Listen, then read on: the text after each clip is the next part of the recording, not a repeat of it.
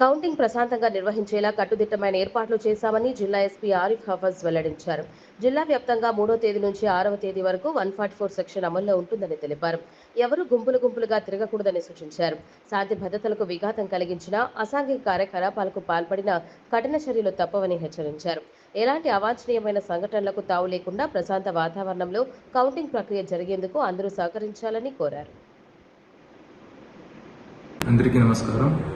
రేపు జరగబోయే ఎన్నికల కౌంటింగ్ సందర్భంగా నెల్లూరు జిల్లాలో ఈ రోజు నుంచి జూన్ 6వ తేదీ వరకు 144 సెక్షన్ అమలు ఉంది.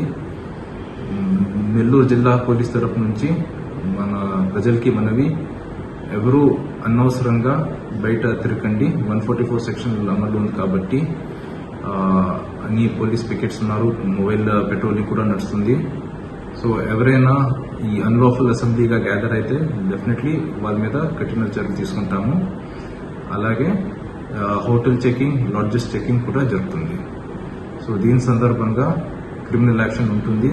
సో ఎవరైనా యాంటీ సోషల్ యాక్టివిటీస్లో పాల్పడితే, especially with regard to counting, ఎక్కడైనా 144 వ్యతిరేకంగా గ్యాదర్ అవ్వడం, ఎస్పెషలీ కౌంటింగ్ సెంటర్ దగ్గర, సో వాళ్ళ మీద డెఫినెట్లీ కఠిన చర్యలు తీసుకుంటాము.